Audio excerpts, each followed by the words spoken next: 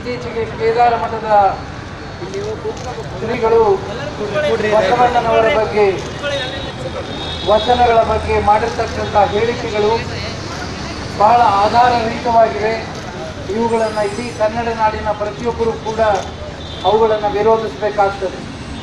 ಕಾರಣ ಇಷ್ಟೇನೆ, ವಚನಗಳು ಸಿದ್ಧಾಂತ ಶಿಖಾಮಣಿ ಅನುವಾದಗಳು ಅಂತ ಹೇಳಿರ್ತಕ್ಕಂಥ ಮಾತೇನಿದೆ, ಬಹುಶಃ ಯಾರೂ ಕೂಡ ಒಪ್ಪುವಂಥ ಮಾತಲ್ಲ. ತಮಗೆಲ್ಲರಿಗೂ ಗೊತ್ತಿರೋ ಹಾಗೆ 12ನೇ ಶತಮಾನದ ಅನುಭವ ಮಂಟಪದಲ್ಲಿ 174 ಶರಣರು ರಚಿಸಿದಂಥ ಅದ್ಭುತವಾದ ವಚನ ಸಾಹಿತ್ಯಕ್ಕೆ ಇದು ಕೇವಲ ಸಂಸ್ಕೃತ ಭಾಷೆಯಿಂದ ಇದನ್ನು ಎರವಲು ಪಡೆದಿದೆ ಅಂತಕ್ಕಂಥ ಭಾವನೆಯನ್ನು ವ್ಯಕ್ತಪಡಿಸಿರುವುದು ಇದಕ್ಕಿಂತ ದುರಂತ ಕನ್ನಡ ಸಾಹಿತ್ಯ ಇತಿಹಾಸದಲ್ಲಿ ಇಲ್ಲ ಅಂತ ನಾನು ತಿಳ್ಕೊಂಡಿದ್ದೇನೆ. ಈಗಾಗಲೇ ಅವರು ಮಾಡಿದ ಮಾರನೇ ದಿನವೇ ಒಂದು ಹೇಳಿಕೆಯ ಮೂಲಕ, ಪತ್ರಿಕೆಗಳ ಮೂಲಕ ಸಂಪೂರ್ಣವಾದ ಲೇಖನವನ್ನು ಪತ್ರಿಕೆಗೆ ನಾವು ನೀಡಿದ್ದೇವೆ. ಇದು ಒಂದೇ ಆಗ್ತದೆ. ಇತ್ತೀಚೆಗೆ ನಾವು 30 ಭಾಷೆಗಳಲ್ಲಿ ಅನುವಾದ ಮಾಡುವಾಗ ರಾಷ್ಟ್ರದ ಎಲ್ಲ ವಿದ್ವಾಂಸರನ್ನು ಭೇಟಿಯಾದಾಗ ವಚನಗಳು ಅನುವಾದ ಆಗ್ತಕ್ಕಂಥ ಸಂದರ್ಭದಲ್ಲಿ ಆ ಪುಣ್ಯಾತ್ಮರು ಹೇಳಿದ 2 ಮಾತುಗಳನ್ನು ಹಂಚಿಕೊಂಡ್ರೆ ವಚನಗಳ ಒಂದು ಎತ್ತರ, ಇಡೀ ಕನ್ನಡ ಸಾಹಿತ್ಯದ ಇತಿಹಾಸದಲ್ಲಿ ವಚನಗಳ ಎತ್ತರ ಏನು ಅನ್ನೋದು ಗೊತ್ತಾಗ್ತದೆ. ರಾಜಸ್ಥಾನದಲ್ಲಿ ಆ ವಚನಗಳನ್ನು ಅನುವಾದ ಮಾಡತಕ್ಕಂಥ ಸಂದರ್ಭದಲ್ಲಿ ಪದ್ಮಶ್ರೀ ವಿಜೇತನಾದ ಒಬ್ಬ ವಿದ್ವಾಂಸರು ವಚನಗಳು ಅನುವಾದ ಆದ ನಂತರ ಬಹುಶಃ ನಾನು ಇಡೀ ರಾಷ್ಟ್ರದ ಎಲ್ಲ ಸಾಹಿತ್ಯವನ್ನು ಓದಿ ಮುಗಿಸಿದ್ದೇನೆ, ಆದರೆ ವಚನದಂಥ ಸಾಹಿತ್ಯವನ್ನು ನಾನು ನೋಡಿಲ್ಲ. ಕಾರಣ ಇಷ್ಟೇ, ಅವರ ಹೇಳಿದ ಮಾತನ್ನು ಹೇಳ್ತಾ ಇದ್ದೇನೆ ಹೊರತಾಗಿ ಯಾವುದಕ್ಕೂ ಮಾತನಾಡುವುದಿಲ್ಲ. ನಾವು ಕನ್ನಡಿಗರಾಗಿ ನಮಗೆ ಅಭಿಮಾನ ಇದೆ.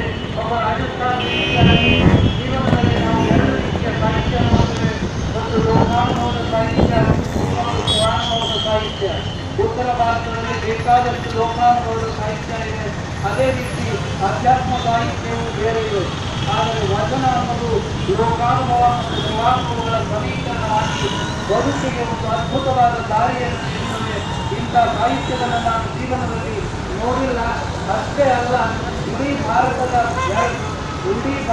ಸಾಹಿತ್ಯ ಇತಿಹಾಸವನ್ನು ಈ ವಚನಗಳು ಭಾರತ ದೇಶದ ಎಲ್ಲ ಭಾಷೆಗಳಿಗೆ ಬಂದ ನಂತರ ಬದಲಾಯಿಸಬೇಕಾಗ್ತದೆ ಅಂತಕ್ಕಂಥ ಮಾತು ಇದು ಕನ್ನಡಿಗರಿಗೆ ಹೆಮ್ಮೆ ಅನ್ನೋದು ನಾವು ಎಲ್ಲೂ ಕೂಡ ಮರಿಬಾರದು.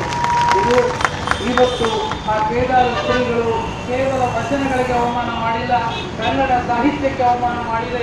ಎಲ್ಲ ಕನ್ನಡ ಪರ ಸಂಘಟನೆಗಳು ಕೂಡ ಬಸವಣ್ಣನವರಿಗೆ ಅಷ್ಟೇ ಅಲ್ಲದೆ ಇಡೀ ಸಾಹಿತ್ಯ ಪ್ರಪಂಚಕ್ಕೆ ಮಾಡಿರ್ತಕ್ಕಂಥ ಅಪಚಾರ ಅಂತ ತಿಳ್ಕೊಂಡು ನಾವು ರಾಷ್ಟ್ರೀಯ ಬಸವದಳದ ಮೂಲಕ ಏನು ಪ್ರತಿಭಟನೆಯನ್ನು ಪ್ರತಿಷ್ಠಿತ ಬೆಂಗಳೂರಿನ ಟೌನ್ ಹಾಲ್ನಲ್ಲಿ ಎದುರಿನಲ್ಲಿ ಮಾಡಿದ್ದೀರಿ.